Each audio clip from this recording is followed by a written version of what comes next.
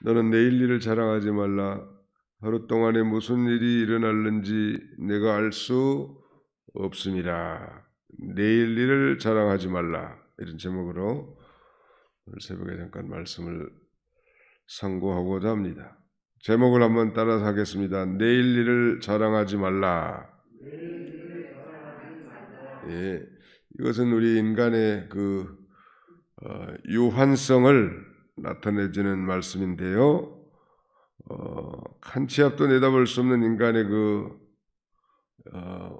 유한성, 한계성을 우리가 인정하는 것이 중요하고, 겸손히 하나님께 모든 것을 맡기는 삶을 살아라. 소극적인 관점에서 그렇게 말씀할 수 있고, 적극적인 관점에서는 오늘 주어진 일에 충실하라고 가르치는 것. 한 치 앞도 내다볼 수 없단 말. 만약에 한 치 앞만 내다본다면 아마 부자 되기 쉬울 것 같아요. 요새 같은 시대에. 그러나 알 수 없는 게 밤새 안녕이란 말이 있는데, 어제까지도 건강했던 사람들이 그 다음날 싸늘한 시체로 다 전락되는 일들이 비일비재하단 말. 그러므로 우리가 이런 유한성을 가진 그 연약한 존재인 걸 자각하고 겸손히 하나님께 모든 것을 맡기는 그런 삶을 살아야 할 것입니다. 하나님께 맡기는 삶이란 우리가 배운 대로 세 가지 의미가 있다고 그랬죠. 하나님께 맡긴다. 첫 번째는 믿는 거예요. 두 번째는 기도하는 것이고, 세 번째는 자기 할 일만 최선을 다하는 것이죠. 맡긴다는 삶은 첫째, 하나님이 잘 되게 해줄 줄 믿는 거예요. 이제 하나님은 본심이 선하신 분이기 때문에 잘 되기를 원하세요. 인간은 그 반대의 경우도 종종 있겠지만 하나님은 본심이 선하신 분이에요. 내가 잘 되고, 교회가 잘 되고, 내 가정이 잘 되고, 내 인생의 진로를 다 축복하신 하나님이시란 믿고 그렇게. 두 번째는 그 하나님 앞에 기도하고, 세 번째는 자기 할 일만 최선을 다하면 된다는 말. 직장 생활도 마찬가지 같아요. 그렇게 하지 않고 잔머리를 굴리고 인본주의를 쓰고 그렇게 한다고 해서 성공하는 건 아니죠. 그 다음에 적극적인 관점에서는 오늘 주어진 일에 충실하라는 거예요. 우리가 마태복음 6장 34절에도 그러므로 내일 일을 위하여 염려하지 말라. 내일 일은 내일 염려할 것이요 한날 괴로움은 그날에 족하니라. 한번 따라서 해봅시다. 내일 일을 위하여 염려하지 말라. 내일 일은 내일 염려할 것이요 한날 괴로움은 그날에 족하니라. 이 한날 괴로움은 그날에 족하니라 이 말씀은 그날 믿음을 지키면서 당하는 고난으로 족하게 생각하라는 거예요. 하루하루 오늘 하루도 믿음을 지켰다. 오늘은 2021년 9월 27일인데 이 9월 27일 이날을 잘 보내야 되겠다. 내일 일은 남몰라에도 있잖아요. 사실은 내일은 내 날이 아니고 오늘 하나님이 한 하루를 우리에게 선물로 주신 거니까. 사실 이 시간은 누구에게나 공평하게 다 주신 거예요. 24시간. 부자나 가난한 사람이나 높은 사람이나 낮은 사람이나 어떤 경우에도 시간에 대해서는 하나님은 공평하게 주신 건데, 문제는 우리 그리스도인들이 그 시간을 어떻게 선용하느냐. 우리는 이 하루를 하나님이 주셨고 또 이 새벽 시간에 새벽 제단에 참여함으로 하루를 시작하는 거니까 굉장히 지혜로운 것이고 또 하나님도 기뻐하시는 것이고 또 최선의 삶을 시작하고 있는 것은 분명해. 그 다음에 이제 나가서부터는 또 자기 나름대로 그 시간 계획을 잘 세워서 효율성 있게 이렇게 잘 활용해야 되겠죠. 아무튼 하루하루 믿음 지키며 당하는 고난으로 족하게 여기란 말. 오늘도 믿음을 지켰다. 오늘도 믿음을 지켰다. 인간의 계획이 아무리 선하고 현재의 조건이 그 계획을 충분히 성취시킬 수 있는 여건이라도 인간은 미래를 확신할 수 없는 것입니다. 그러므로 겸손할 수밖에 없단 말. 그러므로 미래는 불확실함으로 이 과시는 금물이다. 여기서 우리가 주의할 것은 내일 일 염려하지 말라고 했으니까 그러면 그저 뭐 무랑태수같이 살라는 말인가? 아예 미래에 대한 현명한 계획도 세우지 말라는 것인가? 그런 건 아니에요. 이 말씀의 의도는 미래에 대한 현명한 계획을 배제하는 것까지는 포함하지 않습니다. 당연히 우리가 연간 계획도 세우고 월간 계획도 세우고 주간 계획도 다 세워서 일을 처리를 해나가는 건데 뭐 그런 것까지 배제하는 것은 결코 아니라는 것. 내일 일을 자랑하지 말라. 매일마다 이 사건 사고가 끊이지 않단 말. 차 사고, 화재 사고, 건물 붕괴 사고, 살인, 강도, 사기, 뭐 주가 폭락, 해고, 질병, 지진, 전쟁, 아무튼 뭐 끊임없는 사건 사고가 계속되는데 내일 일을 어떻게 우리가 자랑할 수 있겠냐는 말이에요. 전도서 9장 12절 한번 볼까요? 전도서 9장 12절. 잠언 뒤로 넘어가면 전도서 9장 제12절. 분명히 사람은 자기의 시기도 알지 못하나니 물고기들이 재난의 그물에 걸리고 새들이 올무에 걸림같이 인생들도 재앙의 날이 그들에게 호련히 임하면 거기에 걸리느니라. 재앙은 이렇게 갑작스럽게 닥치는 것입니다. 그러므로 그 예수님께서 그 누가복음에 말씀하시는 그 한 어리석은 농부가 말이죠. 풍년을 맞아가지고 산출이 많으니까 곡간을 넓히고 이제 평안히 쉬고 먹고 마시자고 그렇게 즐거워하려고 했을 때 주님께서는 내 영혼아 오늘 밤 내 영혼을 취할 것 같으면 네 것이 되겠느냐. 오늘 밤도 제대로 못 써가지고 그 모든 것을 그 영혼을 취해간다면 네 것이 되겠는가. 반문하신 것. 우리가 살아있는 동안에 우리가 어떻게 할 수 있어요?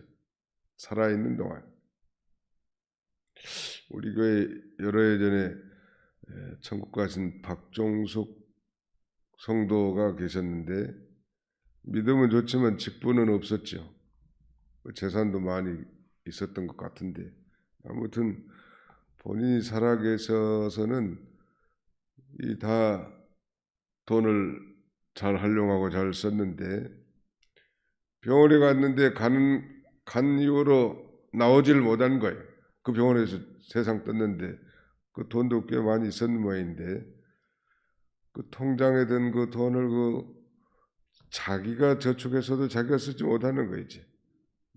병원에서 뭐 사형 선고를 받았으니까 우리에게 주어진 시간, 우리에게 주어진 환경, 우리에게 주어진 물질 이것은 내가 살아 생전에 사용할 수 있고 또 살아 생전이라도 건강할 때 내가 주권적으로 행사할 수 있는 것이지 내 것이 반드시 내 것이 이런 것이 아니. 어떤 분이 그런 말씀하시더만 돈은 쓴 것만 자기 거라고. 알 수 없는 거예요. 어떤 사람은 교만해가지고 교회 집사인데 말년에 무슨 골수암이 걸려가지고 치료받는데도 뭐 조금 빼난하면은 암 투병하면서도 뭐 이리저리 부동산 투기하고 땅 보러 다니다가 얼마 만에 세상 떴는데 얼마나 어리석은 거냐는 말. 어리석은 거예요, 사람이. 사람은 자기의 시기도 알지 못하나니 물고기들이 재난의 그물에 걸리고 새들이 올무에 걸림같이 인생들도 재앙의 날이 그들에게 호련히 임하면 거기에 걸린다네. 그러므로 내일 일을 자랑하지 말라. 그렇게 말씀하고요. 인간의 생명은 하나님의 손안에 있다는 것. 내일도 하나님께 속한 것이지만 인간의 생명은 하나님의 손안에 있어요. 그러므로 자기 인생은, 내 인생은 나의 것. 세상 사람들은 그렇게 노래합니다. 내 인생은 나의 것이라고. 우리는 내 인생은 하나님의 것이죠. 또 내 인생은 하나님의 손안에 있단 말. 내 인생의 주인과 선장은 하나님이시지 내 인생의 주인이 나고 내 인생의 선장도 나다. 이게 아주 교만한 것이죠. 그래서 다윗은 시편 31편 15절에 이렇게 노래합니다. 나의 앞날이 주의 손에 있사오니 내 원수들과 나를 핍박하는 자들의 손에서 나를 건지소서. 나의 앞날이 주의 손에 있사오니. 얼마나 좋은 신앙 고백이. 한번 따라서 해봅시다. 나의 앞날이 주님의 손에 있습니다. 예, 그걸 믿고 그저 겸손히 모든 걸 하나님 앞에 맡기고 사는 삶을 살고 오늘 하루 우리에게 주어진 과제를 최선을 다하는 것. 유명한 감리교 창시자 요한 웨슬리 목사님에게 어느 날 한 기자가 질문합니다. 목사님은 내일 예수님이 재림하시면 어떻게 하시겠냐고. 그러니까 목사님이 왼쪽에서 이렇게 수첩을 딱 하나 꺼내가지고 그 스케줄대로 내일 8시는 아무데 가서 예배 인도하고 내일 몇 시에는 무슨 교단 총회에 참여하고. 그러니까 내일 예수님이 재림을 하신다고 해도 여전히 하루의 일에 최선을 다하는 것이 정도인 것이죠. 우리가 그렇지 않고 허망된 세상 사람들처럼 그 내일 일을 자랑하는 거 어리석은 거예요. 제가 전도사 시절에 저기 용인에서 목회했는데 그 시골이었어요 그때는. 지금은 뭐 완전히 새로 한골 탈퇴한 신도시가 됐지만은 그래서 거기 다 교회 앞에 논밭이 있었는데 그 동네에서 좀 토지가 많은 고명하라는 할아버지가 계시더라. 할아버지 계신데 뭐 담배를 얼마나 줄담배를 피신 분. 얼마나 뭐 이기적이고 자기중심적인지 친구도 없어. 교회 행사하면 초대해가지고 참여하라고 하면 또 참여도 하신 분인데 한 번은 둘이 만나가지고 그랬는데 자랑을 많이 해. 여기 위에 텃밭은 큰딸 주고 요 앞에 있는 논두렁은 내가 죽으면 다 우리 아들 주려고 하고 지금 뭐 헛간은 2층으로 막아가지고 지금 아래는 소를 키우고 뭐 어쩌고저쩌고 하더니 얼마 후에 세상 떴어요. 그 자랑한 것들이 다 허탄한 거라는 거. 야고보서 4장 14절 한번 보고 마치겠습니다. 야고보서 4장 14절.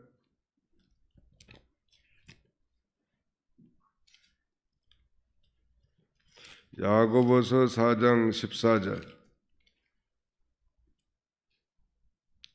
14절로 16절까지 같이 읽습니다. 시작.